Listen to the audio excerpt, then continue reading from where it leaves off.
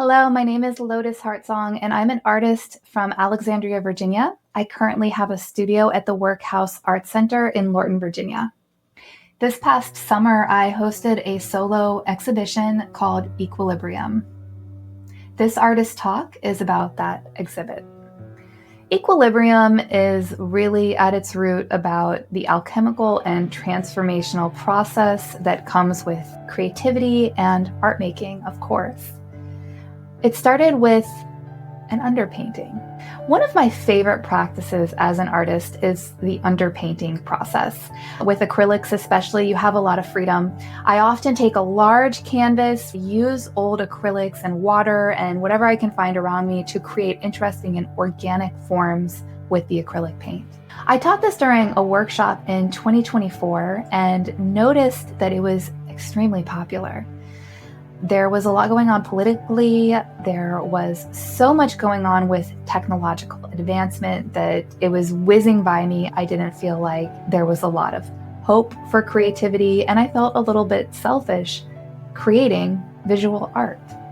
If you are some sort of artist, you feel like you need to express yourself. It is the way that we are built. It is our temperament. And this channel in general addresses that and supports that temperament, kind of acknowledging not only the joys of the creative life, but also the challenges that we face in actualizing in our current environment. I bought a very large roll of canvas. I set a few restrictions to help to center myself and to focus on the process. One of those was that I wasn't going to watch any media. I did listen to relaxing music, but I was very specific about the type of music that I was listening to, typically no lyrics and typically high vibe music. I also dedicated myself to a 9-color palette, and I dedicated myself to work for at least 15 minutes at a time. When I started, I could not work for longer than 15 minutes. I also needed some sort of conscious lifeline into the creative process, especially because of the tremendous amount of guilt that I felt at just being free and playing in today's world. So what I would do is share how I was feeling for the day and which of the 9 colors I was drawn to that day. I felt a little bit of quickness and fieriness today.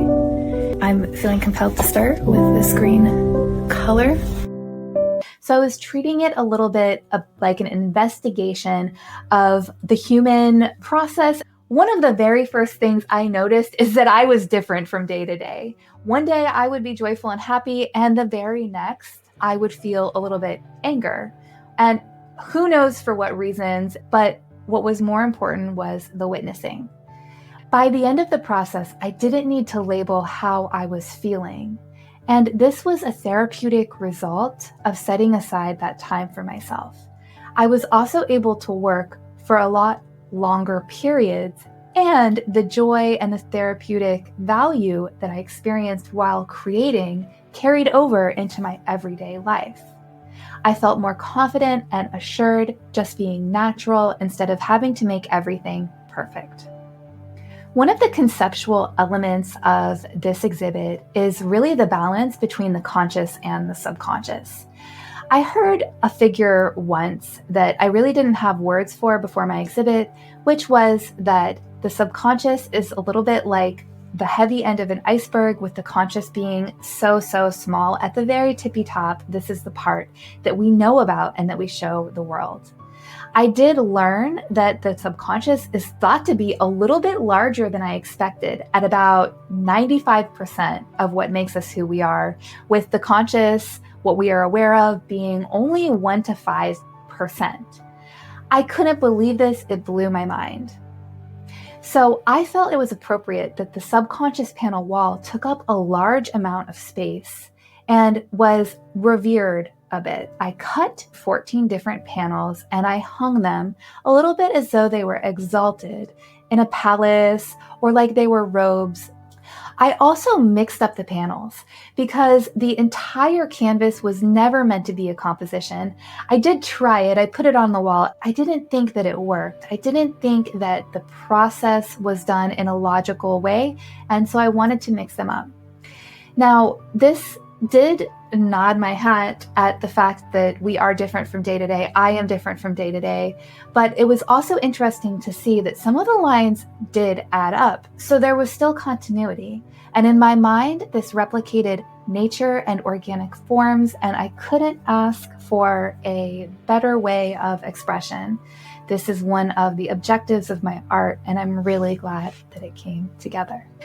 Now, in the meantime, I was creating a 2-piece or a diptych pair of paintings.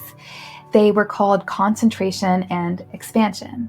This was kind of a microcosm of the larger message in this exhibit, because expansion was about the dream world, this expansive internal state, and concentration was about focused attention, kind of like the solar aspect of our personality, and what happens if we allow a thought to really grow and we work towards that goal.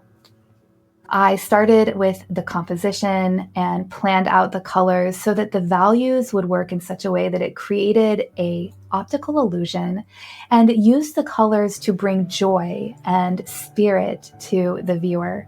This is typically the way that I work with all of my paintings, so it was very interesting to go through this process at the same time as the explorative subconscious wall.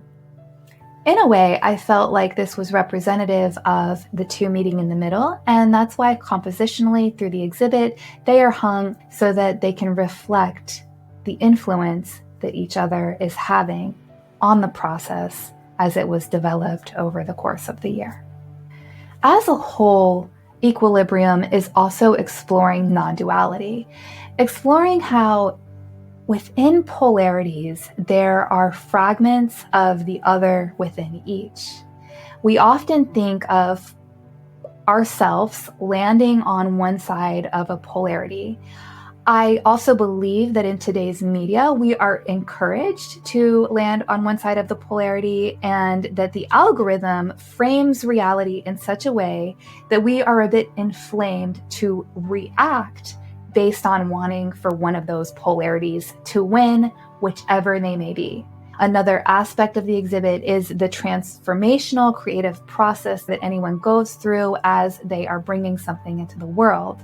So throughout this show, I have 4 kind of parts of the creative process, starting with subconscious wall, moving through a painting called Emergent Language, where I am pulling out pieces of my subconscious, pulling out the bright, bright colors.